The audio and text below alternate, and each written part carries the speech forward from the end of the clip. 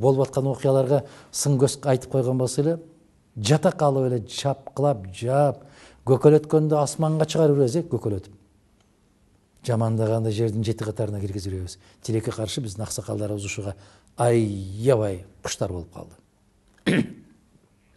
Кече Атамбаевди аябай көкөлөтүп аткандары бүгүн тепкилеп атат. Мен ар дайым айтам. Акаевден баштап эле ушул принципте келатам мен. Бийликте күчтүү турасыңбы, колуңда камчы барбы? Мен айтам кемчилигиңди көзүңө. Эртең кетесиңби? Мен тийбейм. Мен коргошум мүмкүн. Жээнбековдун да кайгысы ушунда турат. Бүгүн жалаң чала сабаттарды жыйнап алды. Себеп өзүнөн сабаттуураак болбош керек да. Өзүнөн көбүрөөк билген кишилер болбош керек. Примериңди карасаң, башкасын карасаң, баары окшош бири-бирине, байкайсызбы? Аябай окшошуп кетет. Сөздөрү да окшош. Окубаган китептери да окшош.